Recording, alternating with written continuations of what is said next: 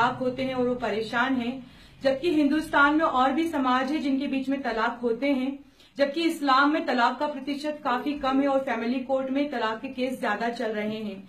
मुस्लिम औरतें अपने धर्म और शरीयत और कुरान से बिल्कुल खुश हैं कि उनकी हर समस्या का समाधान उनके हदीस से मिल जाता है, लेकिन यहाँ पर एक साजिश है यूनिफॉर्म सिविल कोड को लागू करने की।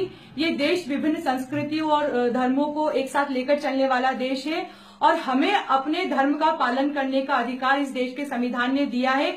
तो मैं नरेंद्र मोदी जी से कहना चाहती हूँ कि पहले जसोदा बहन को अधिकार दें। हमारे सांसद चिंतामन मालवीय जी ने मुस्लिम औरतों को अधिकार की बात कही, वो बीजेपी के प्रवक्ता हैं, उनके खुद के ऊपर महिला प्रताड़ना के केस लगे हुए हैं।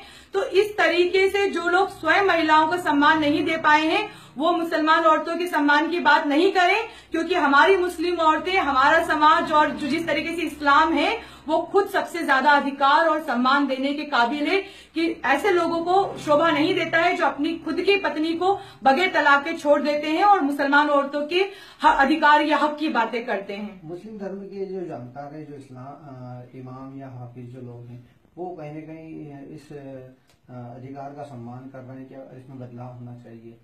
नहीं, मेरे जानकारी में तो बिल्कुल ऐसा नहीं है कि वो खुद ऐसा कहें कि इसमें बदलाव होना चाहिए, क्योंकि शरीयत में न कभी बदलाव हुआ है और ना ही बदलाव हो सकता है। शरीयत बिल्कुल बेहतर है। शरीयत का पालन करने वाले लोग गलत हो सकते हैं, लेकिन शरीयत किसी भी हिसाब से गलत नहीं है।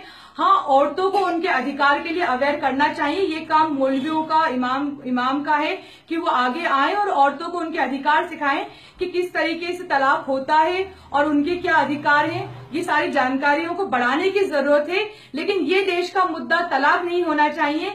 देश का मुद्दा चाय, गाय और अब तलाक पर आकर अटक गया है। अगर हमें औरतों के अधिकार की बात करना चाहिए तो हर धर्म की औरत के अधिकार की बात करना चाहिए। मुस्लिम इस तरीके से मुस्लिम तलाक को फोकस नहीं करना चाहिए। आप 3 तलाक का जो कानून है उसको स्वीकार करते हैं? जी बिल्कुल, हम लोग 3 तलाक के कानून को स्वीकार करते हैं। मुस्लिम पर्सनल लॉ बोर्ड का जो कानून है उसे स्वीकार करते हैं। हदीस, शरीयत और कुरान पर चलने वाले कानून को हम स्वीकार करते हैं।